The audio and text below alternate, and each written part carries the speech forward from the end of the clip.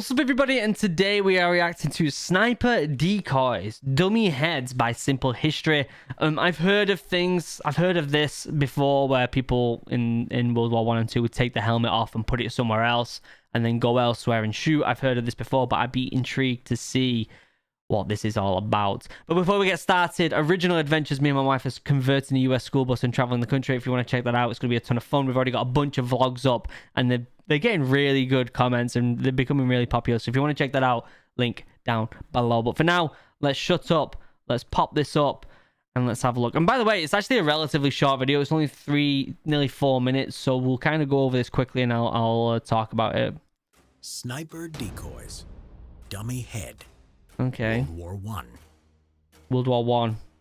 The First World War saw extensive use of snipers in combat. Yep. For the first time, rifles with telescopic sights were used on a large scale, which under the conditions of trench warfare were considered very effective. Yep. At first, the German Imperial Army were the only ones to seriously consider scoped rifles. Yeah. As soon as the British and French were aware of the German successes with scoped rifles, they also introduced them to the battlefield. Even though That must have truly been a game changer on the battlefield, eh? Like a scoped rifle for the first time. sharpshooters existed before, it was the introduction of scopes that allowed them to shoot accurately at very long distances. With a scoped rifle, a good marksman was able to acquire his target very easily. I bet. Yeah. He could kill an enemy that barely protruded his head over the trench parapet if he was fast enough. Yep. With such horrifying capabilities, snipers became an object of fear for the soldiers in the trenches, especially because they fired from well-concealed positions. Yep. Since the art of camouflaging was developing more Look at that! That's great. I love it. and more as the war progressed, snipers became harder to detect. Yep. For soldiers whose everyday life was weighted by the threat of snipers, it became a necessity to counter this danger. With the awareness of the sniper threat widespread, soldiers paid a lot of attention not to expose themselves. This forced snipers to act quickly and to use the shortest moment to fire at the enemy. It was based on this hastiness that camouflage units designed their deception.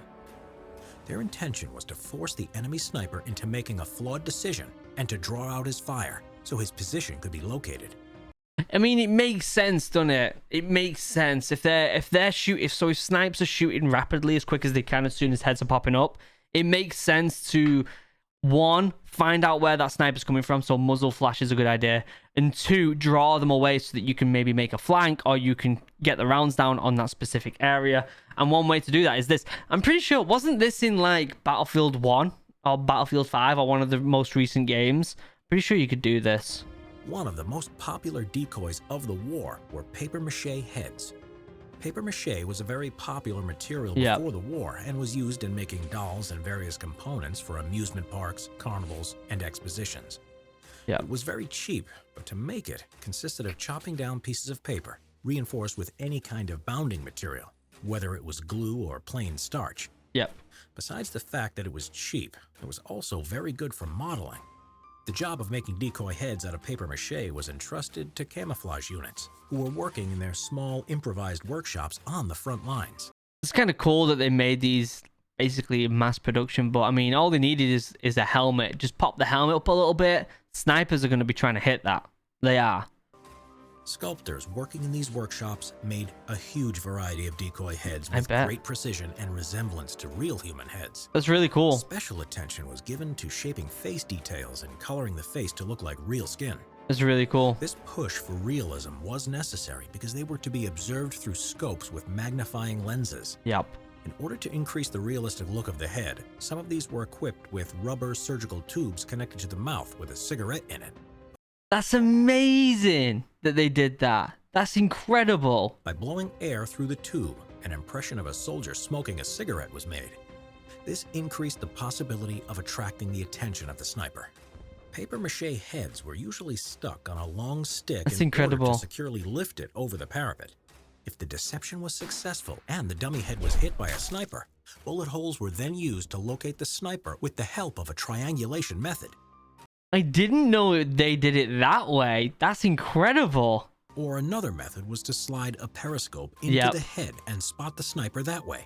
That's a great idea. That's the way I thought they were doing it with the periscope. Once the approximate location was established, the sniper's position was bombarded by artillery, or counter snipers would focus on that area. I mean, this just goes to show that one of the most, tried and tested techniques is to get a few rounds down, move position. Get a few rounds down, move position. It's what you do. Even if you're not a snipe, you should be doing that. Shooting a couple rounds, move position. And that way it stops your position from, one, being seen by the enemy, but also, two, it gives the impression that there's more of you than there actually is. So if you've got 4 people that are shooting, moving to different positions, say that they move into 3 different positions every time they shoot, that looks like 15 people, and it can scare the enemy. But again, it also stops you from being a target because you're constantly moving. So having that skill set as a soldier is incredibly important. They teach you that a lot in the Royal Marines. The technique of dummy heads was invented by the British, who at the beginning of the war had a lot of problems with German snipers. Yeah. This method was a result of their struggle to fight the hidden enemy. The same method would also be used by other sides. Yep. It's so interesting. It's so interesting. I'd love to see. I wonder if let me pop this up. I wonder if we can find World War I dummy head snipers. I wonder if we can actually find a picture of one. Yeah. Wow, look at that. Let me pull this picture up. No, don't open link, you turd. Just open image. Look at that. Let me zoom in and pull this up. That's crazy. That's absolutely crazy. This one obviously doesn't have like a periscope in it or anything to be able to detect enemy, but look how much detail they put into it. That's pretty nuts, isn't it? That's pretty nuts, guys. And also very impressive. Very impressive. The amount of pictures on here of them are, it's kind of creepy in a way, but also really impressive. Yeah, I think it's really cool, and it's an obvious technique. It's an obvious solution to a problem they were having during World War I, right? So you're constantly getting sniped by this new scope that's been developed. They need to find a way to find out where these enemies are, so they're doing this. There is other ways to counteract that by shooting, moving position, and then a bunch of other different things you can do if you're a sniper and you know all the skills. But for the most part, what most snipers do is they sit in one position and they snipe from there. But I know some good snipers would get a couple rounds and move to a better location, and they'd probably have a few locations kind of ready to go. So they're like, okay, I'm going to be down there if I need to, I can be up there if I need to, and they'll get a couple rounds down and they'll move. And it makes sense because they'll get hit as soon as they're seen. So really interesting video. I'd love to see more videos like that talking about actual solutions to problems that were made during World War I and II, if that makes sense. I also want to learn more about Vietnam. I'm feeling that Vietnam vibe right now.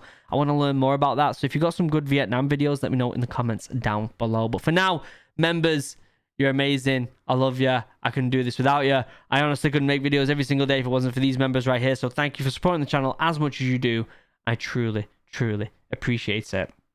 Links down below to Original Adventures. Me and my wife are converting a US school bus and traveling the United States. If you're interested in checking out them vlogs, go to Original Adventures YouTube channel and Instagram, link down below. Also, link down below to all my socials, including my Discord link and my podcast and my second channel, OriginalHuman Geek. And also a link down below to my Twitch stream, where I stream every Tuesdays and Thursdays. Until next time, guys, I love you all. Have a wonderful day. Goodbye.